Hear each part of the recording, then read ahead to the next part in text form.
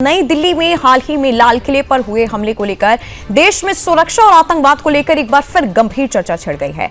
इस हमले पर एक खास बातचीत में lieutenant general retired KJS Dhillon ने कई बड़े और कड़े बयान दिए हैं। उन्होंने इसे सीधे तौर पर जैश ए मोहम्मद का इशारा बताया और कहा कि यह हमला पाकिस्तान के डीप स्टेट एवं आईएसआई की सीधी प्रेरणा से हुआ है। लेफ्टिनेंट जनरल ढिल्लों ने स्पष्ट किया कि लाल किले पर हुए हमले का पैटर्न 2019 में हुए पुलवामा आतंकी हमले के पैटर्न से काफी मिलता जुलता है। उनका कहना है कि यह एक टिक करते टाइम बम की तरह है जिसे गंभीरता से देखा जाना चाहिए। उन्होंने कहा कि इस तरह के हमले सिर्फ एक स्थानीय घटना नहीं है बल्कि लंबे समय तक चलने वाली योजनाओं का हिस्सा है जिनका मकसद भारत में भय और आतंक फैलाना है।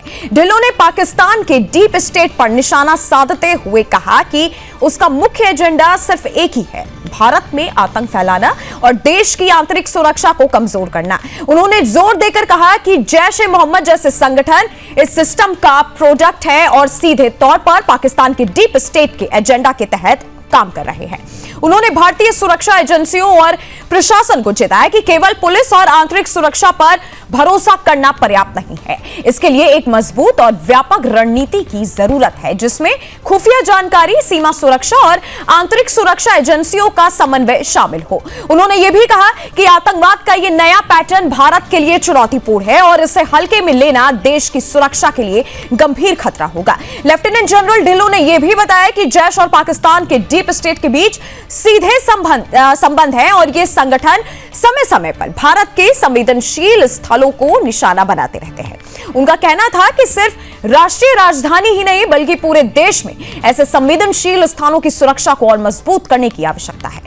विशेष रूप से उन्होंने पुलवामा और लाल किले हमले के बीच की समानताओं पर जोर दिया। उन्होंने कहा कि यह केवल संयोग नहीं है बल्कि रणनीतिक योजना का हिस्सा है। इसीलिए भारत को सतर्क रहने और आतंकवादी नेटवर्क को भेदने के लिए राष्ट्रीय स्तर पर सख्त कदम उठाने की आवश्यकता है।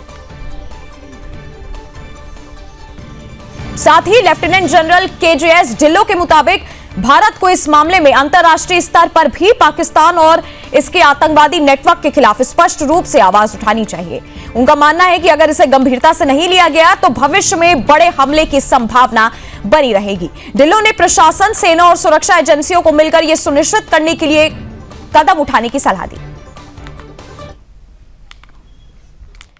Redford blast has happened, and after that Redford blast has happened, and after that we have seen a kind of a white collar terrorism for the first time. The white collar terror in Kashmir and in other parts of the world has always been there. Sleeper cell